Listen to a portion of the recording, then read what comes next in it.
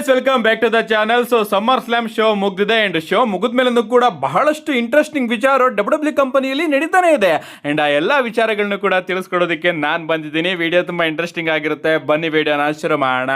ಮೊದಲನೇದಾಗಿ ನಿಮ್ಮೆಲ್ಲರಿಗೂ ಕೂಡ ಗೊತ್ತೇ ಇರಬಹುದು, ನಿಕ್ ಆಲ್ಡಿಸ್ ಅವರು ಇವತ್ತು ಗಂತರ್ ಅವರ ವಿರುದ್ಧ ಮ್ಯಾಚ್ ಆಡಿ ಸೋತಿದ್ದಾರೆ ಅಂಡ್ ಇದಾದ್ಮೇಲೆ ಬ್ಯಾಕ್ ಸ್ಟೇಜ್ ಅಲ್ಲಿ ಅವರ ಇಂಟರ್ವ್ಯೂ ನೋಡೋದಕ್ಕೆ ಸಿಗ್ತಾ ಇರುತ್ತೆ ಅಂಡ್ ಅದರಲ್ಲಿ ಅವರು ಅಪ್ರಿಶಿಯೇಟ್ ಮಾಡ್ತಾ ಇರ್ತಾರೆ. ಓಕೆ, ನನ್ನ ಆಸೆ ಏನಿತ್ತು ಅದು ಈಡೇರ್ತು ಅಂತ. ಅಂಡ್ ಅಲ್ಲಿಗೆ ನಮ್ಮ ಟ್ರಿಪಲ್ ಎಚ್ ಅವರು ಕೂಡ ಬರ್ತಾರೆ. ಟ್ರಿಪಲ್ ಎಚ್ ಅವರು ಬಂದು ನಿಕ್ ಆಲ್ಡಿಸ್ ಅವರಿಗೆ ಹೇಗಿದೆಯಾ ಅಂತ ವಿಚಾರಿಸ್ತಾ ಇರ್ತಾರೆ ಅಂಡ್ ಅದಕ್ಕೆ ನಮ್ಮ ನಿಕ್ ಆಲ್ಡಿಸ್ ಅವರು, ನಾನೇ ನಿನ್ನ ಹತ್ರ ಬರಬೇಕು ಅಂತ ಅನ್ಕೊಂಡಿದ್ದೆ, ಬಟ್ ನೀನ್ ಇಲ್ಲಿಗೆ ಬಂದಿದ್ದು ಒಳ್ಳೇದಾಯ್ತು. ಇದು ನನ್ನ ರೆಸಿಗ್ನೇಷನ್ ಲೆಟರು. ನಾನು ಈ ಒಂದು ಕಂಪನಿಗೆ ಬರಬೇಕು ಅಂತ ಆಸೆ ಪಟ್ಟಾಗ ನಾನು ನಿನ್ನನ್ನ ಬಂದು ಕೇಳ್ಕೊಂಡೆ, ನಾನು ಬರ್ತಾ ಇದ್ದೀನಿ, ನನ್ನನ್ನ ಯಾವ ರೀತಿ ನೀನು ಯುಟಿಲೈಸ್ ಮಾಡ್ಕೋತೀಯಾ ಅಂತ. ಅಂಡ್ ಅದಕ್ಕೆ ನೀನು ಡೈರೆಕ್ಟ್ ಆಗಿ ನನ್ನ ಸ್ಮ್ಯಾಕ್ ಡೌನ್ ನ GM ಆಗಿ ನೇಮಕ ಮಾಡಿದೆ. ಬಟ್ ಸಿಕ್ಕಾಪಟ್ಟೆ ಟ್ರಿಗರ್ ಆಯ್ತು ಅಂಡ್ ಅದರಿಂದ ನಾನು GM ಸ್ಥಾನದಿಂದ ಹೊರಗಡೆ ಬಂದು ಮ್ಯಾಚ್ ಅಲ್ಲಿ ಕಂಪೀಟ್ ಮಾಡಿದೆ ಅಂಡ್ ಅದಕ್ಕೋಸ್ಕರ ನಾನು ನನ್ನ ಮಾತಿನ ಮೇಲೆ ನಿಂತಿದ್ದೀನಿ. ಇನ್ ಮುಂದೆ ನಾನು ಸ್ಮ್ಯಾಕ್ ಡೌನ್ ನ ಜನರಲ್ ಮ್ಯಾನೇಜರ್ ಆಗಿ ಇರೋದಿಲ್ಲ.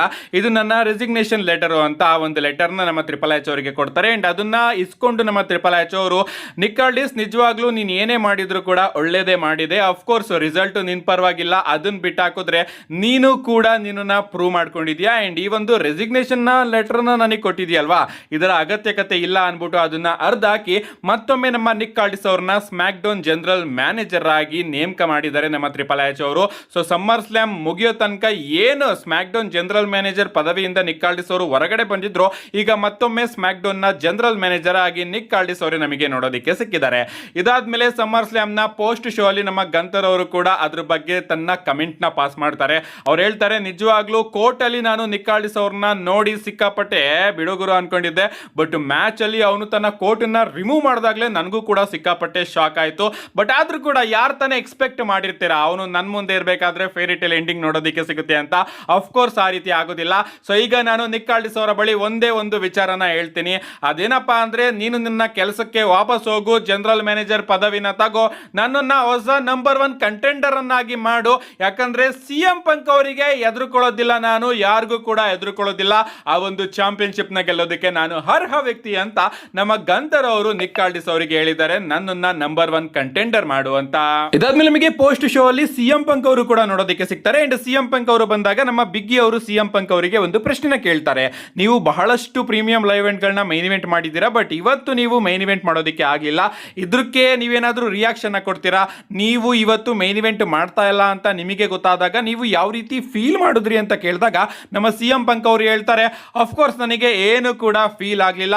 ತುಂಬಾ ಜನ ಅವರ ಕಾಂಟ್ರಾಕ್ಟ್ ಅಲ್ಲಿ ಮೆನ್ಷನ್ ಮಾಡಿಸ್ಕೊಂಡೇ ಬಂದಿರ್ತಾರೆ, ನಾನು ಎಲ್ಲಾ ಶೋಗಳನ್ನೂ ಕೂಡ ಮೈನ್ ಇವೆಂಟ್ ಮಾಡಲೇಬೇಕು ಅಂತ, ಬಟ್ ಆ ರೀತಿ ವ್ಯಕ್ತಿ ನಾನಲ್ಲ.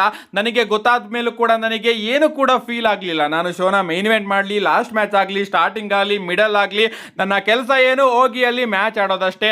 ನೀನು ಯಾವಾಗ ಹೋಗ್ಬೇಕು ಅಂತ ದೊಡ್ಡವರು ಹೇಳ್ತಾರೆ, ಅದನ್ನ ಕೇಳ್ಕೊಂಡು ನಾನು ನನ್ನ ಕೆಲಸನ ಮಾಡ್ತೀನಿ ಅಷ್ಟೇ ಅಂತ ನಮ್ಮ CM ಪಂಕ್ ಅವರು ಮೈನ್ ಇವೆಂಟ್ ನ ಯಾಕೆ ಮಾಡಲಿಲ್ಲ ಅದಕ್ಕೆ ಒಂದು ಸ್ಟೇಟ್ಮೆಂಟ್ ನ ಕೊಟ್ಟಿದ್ದಾರೆ. ಇಲ್ಲಿ ಡೈರೆಕ್ಟ್ ಆಗಿ ಅವರು ರೋಮನ್ ರೈನ್ಸ್ ಅವ್ರನ್ನ ಬಲಿ ಮಾಡಿದ್ದಾರೆ ಅಂತ ಹೇಳ್ಬೇಕು. ಅವರ ಕಾಂಟ್ರಾಕ್ಟ್ ಅಲ್ಲೇ ಮೈನ್ ಇವೆಂಟ್ ಮಾಡಲೇಬೇಕು ಅಂತ ಇರುತ್ತೆ, ಬಟ್ ನನ್ನ ಕಾಂಟ್ರಾಕ್ಟ್ ಅಲ್ಲಿ ಆ ರೀತಿ ಏನು ಇಲ್ಲ ಅಂತ. ಅದಾದ್ಮೇಲೆ ಅವರ ಬಳಿ ಪ್ರಶ್ನೆ ಕೇಳ್ತಾರೆ, ಗಂತರ್ ಅವರು ಕೂಡ ನಿಮಗೆ ಚಾಲೆಂಜ್ ಮಾಡಿದ್ರು, ಗಂತರ್ ಅವರು ನಂಬರ್ 1 ಕಂಟೆಂಡರ್ ಆಗಬೇಕು ಅಂತ ಆಸೆ ಪಡ್ತಾ ಇದ್ದಾರೆ, ಇದ್ರ ಬಗ್ಗೆ ನೀವು ಏನ್ ಹೇಳ್ತೀರಾ ಅಂತ ಕೇಳಿದಾಗ, ಬರ್ಲಿ, ಯಾರು ಬೇಕಾದ್ರೂ ಬರ್ಲಿ, ಗಂತರ್ ಆಗಿರ್ಬಹುದು, ರ್ಯಾಂಡಿ ಓಟನ್ ಅವರು ಆಗಿರ್ಬಹುದು. ಇವತ್ತು ಸಮ್ಮರ್ ಸ್ಲಾಮ್ ಅಲ್ಲಿ ರ್ಯಾಂಡಿ ಓಟನ್ ಅವರು ಬಂದ, ಅವನನ್ನ ನಂಬೋದಕ್ಕೇನೆ ಆಗೋದಿಲ್ಲ. ಸೊ ರ್ಯಾಂಡಿ ಓಟನ್ ನೀನ್ ಬಾ, ಗಂತರ್ ನೀನ್ ಬಾ, ರ್ಯಾಂಡಿ ಓಟನ್ ಅವರ ಅಪ್ಪ ನೀನು ಬೇಕಾದ್ರೆ ಕರ್ಕೊಂಡು ಬರ್ಲಿ ಅಂಡ್ ಅವ್ರ ಅಮ್ಮ ಬೇಕಾದ್ರೂ ಬರ್ಲಿ, ಯಾರು ಬೇಕಾದ್ರೂ ಬರ್ಲಿ, ನಾನಂತೂ ಎಲ್ಲರನ್ನೂ ಕೂಡ ಫೇಸ್ ಮಾಡೋದಕ್ಕೆ ರೆಡಿ. ನಾನಿಲ್ಲಿ ಯಾರ ರೀತಿನೂ ಕೂಡ ಐಲ್ಯಾಂಡ್ ಅಲ್ಲಿ ಔಸ್ಕೊಂಡು ಕೂತ್ಕೊಂಡಿಲ್ಲ, ಬಬಲ್ ಒಳಗಡೆ ಇಲ್ಲ, ನಾನು ಪುಸಿ ಅಲ್ಲ, ನಾನು ಎದುರುಕೊಳ್ಳೋದಕ್ಕೆ ಅಂತ ನಮ್ಮ CM ಪಂಕ್ ಅವರು ಒಂದು ಸ್ಟೇಟ್ಮೆಂಟ್ ನ ಕೊಟ್ಟಿದ್ದಾರೆ. ಇದ್ರಲ್ಲೂ ಕೂಡ ನಾನು ಐಲ್ಯಾಂಡ್ ಅಲ್ಲಿ ಔಸ್ಕೊಂಡು ಕೂತಿಲ್ಲ ಅಂತ ರೋಮನ್ ರೈನ್ಸ್ ಅವರ ಬಗ್ಗೆ ಟಾಂಗ್ ನ ಮಾಡಿದ್ದಾರೆ ಅಂತ ಹೇಳ್ಬೇಕು. ಐ ಥಿಂಕ್ ಕ್ರೌನ್ ಜ್ಯುವೆಲ್ಗೆ ನಾವೆಲ್ಲರೂ ಕೂಡ ಎಕ್ಸ್ಪೆಕ್ಟ್ ಮಾಡಬಹುದು CM ಪಂಕ್ ಆಗಿ ರೋಮನ್ ರೈನ್ಸ್ ಅವ್ರನ್ನ. ಅಂಡ್ ಅದಕ್ಕೋಸ್ಕರ ನಮ್ಮ CM ಪಂಕ್ ಅವರು ರೋಮನ್ ರೈನ್ಸ್ ಅವರಿಗೆ ಇಂಡೈರೆಕ್ಟ್ ಆಗಿ ಈ ರೀತಿ ಟಾಂಗ್ ನ ಕೊಡ್ತಾ ಇದ್ದಾರೆ. ಏನೇ ಆಗಲಿ ನಮ್ಮ CM ಪಂಕ್ ಅವರು ಎಲ್ಲರಿಗೂ ಕೂಡ ರೆಡಿ ಇದ್ದೀನಿ ಅಂತ ಹೇಳಿದ್ದಾರೆ ಪೋಸ್ಟ್ ಶೋ ಅಲ್ಲಿ. ಇದಾದ್ಮೇಲೆ ಪೋಸ್ಟ್ ಶೋ ಅಲ್ಲಿ ನಮ್ಮ ಟ್ರಿಪಲ್ ಎಚ್ ಅವರ ಎಂಟ್ರಿ ಕೂಡ ನೋಡೋದಕ್ಕೆ ಸಿಗುತ್ತೆ. ನಮ್ಮ ಟ್ರಿಪಲ್ ಎಚ್ ಅವರು ಬ್ರಾಕ್ ಲೆಸ್ನರ್ ಅವರ ಬಗ್ಗೆ ಇಂಪಾರ್ಟೆಂಟ್ ಅಪ್ಡೇಟ್ ನ ಕೊಟ್ಟಿದ್ದಾರೆ. ನಮ್ಮ ಟ್ರಿಪಲ್ ಎಚ್ ಅವರು ಹೇಳ್ತಾರೆ, ಬ್ರಾಕ್ ಲೆಸ್ನರ್ ಅವರು ಮೊದಲನೇದಾಗಿ ಇನ್ಕ್ರೆಡಿಬಲ್ ಆಗಿ ಪರ್ಫಾರ್ಮೆನ್ಸ್ ನ ಕೊಟ್ಟರು ಅಂಡ್ ನಿಜವಾಗ್ಲೂ ಅವರನ್ನ ನೋಡಿ ನನಗೂ ಕೂಡ ಶಾಕ್ ಆಯ್ತು. ಯಾಕಂದ್ರೆ ನಾನು ಕೂಡ ಎಕ್ಸ್ಪೆಕ್ಟ್ ಮಾಡಿರಲಿಲ್ಲ, ಯಾರು ಕೂಡ ಎಕ್ಸ್ಪೆಕ್ಟ್ ಮಾಡಿರಲಿಲ್ಲ ಬ್ರಾಕ್ ಲೆಸ್ನರ್ ಅವರು ಯೂಶುವಲ್ ಆಗಿ ಆ ರೀತಿ ಸ್ಟೇಟ್ಮೆಂಟ್ ನ ಕೊಡ್ತಾರೆ ಅಂತ. ಅವರು ಬರ್ತಾರೆ, ಒಬಾಫೆಮಿ ಅವರಿಗೆ ಹೇಳ್ತಾರೆ, ನೀನು ಫ್ಯೂಚರ್ ನಾನು ಪಾಸ್ಟ್ ಅಂತ. ಅಫ್ಕೋರ್ಸ್ ಅದು ಖಂಡಿತವಾಗ್ಲೂ ಕೂಡ ನಿಜ, ಒಬಾಫೆಮಿ ಅವರೇ ಫ್ಯೂಚರ್. ಬಟ್ ಬ್ರಾಕ್ ಲೆಸ್ನರ್ ಅವರ ಕತೆ ಮುಗಿತಾ ಅಂತ ನೀವೇನಾದ್ರೂ ನನ್ನನ್ನ ಕೇಳಿದ್ರೆ ಅಫ್ಕೋರ್ಸ್ ನನಗೂ ಕೂಡ ಗೊತ್ತಿಲ್ಲ. Brock Lesnar does what he want ಅಂತ ಹೇಳಿ ಬ್ರಾಕ್ ಲೆಸ್ನರ್ ಅವರ ಮುಂದೆ ಸ್ಟೇಟಸ್ ಇನ್ನೂ ಕೂಡ ಪೆಂಡಿಂಗ್ ಅಲ್ಲಿ ಇದೆ ಅಂತೇಳಿ ನಾನು ಒಟ್ಟಿನಲ್ಲಿ ಬ್ರಾಕ್ ಲೆಸ್ನರ್ ಅವರಿಗೆ ಕ್ರೆಡಿಟ್ ನ ಕೊಡಬೇಕು ಅಂತ ಇದ್ದೀನಿ. ಯಾಕಂದ್ರೆ ಡಬ್ಲ್ಯೂ ಕಂಪನಿಯಲ್ಲಿ ಬ್ರಾಕ್ ಲೆಸ್ನರ್ ಅವರಿಗೆ ಎಷ್ಟು ಕ್ರೆಡಿಟ್ ಸಿಗಬೇಕಾಗಿತ್ತೋ ಅಷ್ಟು ಅವರಿಗೆ ಸಿಕ್ಕಿಲ್ಲ. ಅವರು ಬೆಸ್ಟ್ ರೆಸ್ಲರು, ಬೆಸ್ಟ್ ಮೈಕ್ರೋಫೋನರು, ಸಿಕ್ಕಾಪಟ್ಟೆ ಅಗ್ರೆಸಿವ್ ಆಗಿದ್ರು ಕೂಡ ಬ್ಯಾಕ್ ಸ್ಟೇಜ್ ಅಲ್ಲೂ ಕೂಡ ಸಿಕ್ಕಾಪಟ್ಟೆ ಚೆನ್ನಾಗಿರ್ತಾರೆ. ಅವರಿಗೆ ಎಷ್ಟು ಕ್ರೆಡಿಟ್ ಸಿಗಬೇಕಾಗಿತ್ತೋ ಅಷ್ಟು ಡಬ್ಲ್ಯೂ ಕಂಪನಿಯಿಂದ ಅವರಿಗೆ ಸಿಕ್ಕಿಲ್ಲ ಅಂತ ನಮ್ಮ ಟ್ರಿಪಲ್ ಎಚ್ ಅವರು ಕಂಪ್ಲೀಟ್ ಆಗಿ ಎಲ್ಲಾ ಕ್ರೆಡಿಟ್ ನು ಕೂಡ ನಮ್ಮ ಬ್ರಾಕ್ ಲೆಸ್ನರ್ ಅವರಿಗೆ ಕೊಟ್ಟಿದ್ದಾರೆ. ಅಂಡ್ ಇನ್ನೂ ಕೂಡ ಬ್ರಾಕ್ ಲೆಸ್ನರ್ ಅವರು ಅಫಿಷಿಯಲ್ ಆಗಿ ರಿಟೈರ್ಡ್ ಆದ್ರ ಅನ್ನೋ ಒಂದು ಪ್ರಶ್ನೆಗೆ ನಮ್ಮ ಟ್ರಿಪಲ್ ಎಚ್ ಅವರು ಕೂಡ ಕ್ವಶನ್ ಮಾರ್ಕ್ ನ ಇಟ್ಟಿದ್ದಾರೆ. ಅವರು ಕೂಡ ಆನ್ಸರ್ ನ ಕೊಟ್ಟಿಲ್ಲ. ಇದಕ್ಕೆಲ್ಲ ಆನ್ಸರ್ ನ ನಮ್ಮ ಬ್ರಾಕ್ ಲೆಸ್ನರ್ ಅವರೇ ಕೊಡಬೇಕು.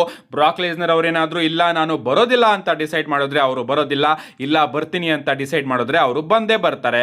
ಎಸ್ ಫೈನಲ್ ಆಗಿ ಒಬಾಫೆಮಿ ಅವರ ರಿಯಾಕ್ಷನ್ ಕೂಡ ನಮಗೆ ನೋಡೋದಕ್ಕೆ ಸಿಗುತ್ತೆ. ಮೊದಲನೇದಾಗಿ ಒಬಾಫೆಮಿ ಅವರು ಹೇಳ್ತಾರೆ, ಮೊದಲನೇದಾಗಿ ನನಗೂ ಕೂಡ ಗೊತ್ತಿರಲಿಲ್ಲ ಬ್ರಾಕ್ ಲೆಸ್ನರ್ ಅವರು ಬಂದು ಆ ರೀತಿ ನನ್ನ ಜೊತೆ ವರ್ತನೆ ಮಾಡ್ತಾರೆ ಅಂತ. ಅದನ್ನ ನಾನು ಕೂಡ ಊಹೆ ಕೂಡ ಮಾಡಿರಲಿಲ್ಲ. ಬಟ್ ಬ್ರಾಕ್ ಲೆಸ್ನರ್ ಅವರು ನನ್ನನ್ನ ರೆಸ್ಪೆಕ್ಟ್ ಮಾಡ್ತಾರೆ ಅಂತ ನನಗೆ ಗೊತ್ತಿತ್ತು. ಅಂಡ್ ಬ್ರಾಕ್ ಲೆಸ್ನರ್ ಅವ್ರಿಗೂ ಕೂಡ ಗೊತ್ತು ನಾನು ಅವರನ್ನ ರೆಸ್ಪೆಕ್ಟ್ ಮಾಡ್ತೀನಿ ಅಂತ. ಅಂಡ್ ಅದಕ್ಕೋಸ್ಕರನೇ ಆ ರೀತಿ ಬ್ರಾಕ್ ಲೆಸ್ನರ್ ಅವರು ಹೇಳಿದ್ದು ನಾನು ಪಾಸ್ಟ್ ನೀನು ಫ್ಯೂಚರು ಅಂತ. ಅಂಡ್ ಆಫ್ ಕೋರ್ಸ್ ನಾನು ಫ್ಯೂಚರು ಅಂಡ್ ಫ್ಯೂಚರು ಈಗ ನಾವಾಗಿದೆ ಅಂತ ಹೇಳ್ತಾರೆ. ಅಷ್ಟೇ ಅಲ್ಲ, ಅಲ್ಲಿ ಅವರು ಸಿಎಂ ಪಂಕ್ ಅವ್ರನ್ನು ಕೂಡ ಕಾಲಿಳಿತಾರೆ. ಅವ್ರು ಹೇಳ್ತಾರೆ ನಾನು ಮೈಕ್ರೋಫೋನ್ ಅಲ್ಲೂ ಕೂಡ ಬೆಸ್ಟ್ ಇದ್ದೀನಿ. ಅಂಡ್ ಒಬ್ಬ ಹೇಳ್ಕೊಡೋ ತಿರುಗ್ತಾ ಇದ್ದಾನೆ, ನಾನು ಮೈಕ್ರೋಫೋನ್ ಅಲ್ಲಿ ಬೆಸ್ಟ್ ಇದ್ದೀನಿ, ನಾನು ರೆಸ್ಲಿಂಗ್ ಅಲ್ಲಿ ಬೆಸ್ಟ್ ಇದ್ದೀನಿ, ನಾನು ಪೈಪ್ ಬಾಂಬ್ ಪ್ರೋಮೋನು ಕೂಡ ಕಟ್ ಮಾಡ್ತೀನಿ, ನಾನು ಕಮೆಂಟ್ರಿಯಲ್ಲೂ ಕೂಡ ಬೆಸ್ಟ್ ಇದ್ದೀನಿ ಅಂತ. ಅಂಡ್ ಅವನಿಗೆ ಹೇಳೋದಕ್ಕೆ ಇಷ್ಟಪಡ್ತೀನಿ, ನೀನು ಯಾವ್ದ್ರಲ್ಲಾದ್ರೂ ಬೆಸ್ಟ್ ಇರು, ಬಟ್ ನನ್ನ ಮುಂದೆ ಬಂದಾಗ ನೀನು ಬೆಸ್ಟ್ ಆಗೋದಕ್ಕೆ ಸಾಧ್ಯನೇ ಇಲ್ಲ. ಎಸ್ ಯಾರು ಬೇಕಾದ್ರೂ ನನ್ನ ಮುಂದೆ ಬರ್ಬೋದು, I am easy to find, hard to beat ಅಂತ ನಮ್ಮ ಸಿಎಂ ಪಂಕ್ ಅವರ ಬಗ್ಗೆನೂ ಕೂಡ ಒಬಾಫೆಮಿ ಅವರು ಸ್ಟೇಟ್ಮೆಂಟ್ ನ ಕೊಟ್ಟಿದ್ದಾರೆ.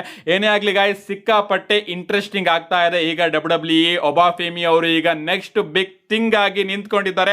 ನೋಡ್ಬೇಕು ಅವರ ಬುಕ್ಕಿಂಗು ಯಾವ ರೀತಿ ಇರುತ್ತೆ ಅಂತ. ಸಿಗ್ತೀನಿ ಗಾಯ್ಸ್ ನಾಳೆ. ಇನ್ನೇನು ಸಮ್ಮರ್ ಸ್ಲ್ಯಾಮ್ ನ ನೈಟ್ ಬರ್ತಾ ಇದೆ. C guys in my next video.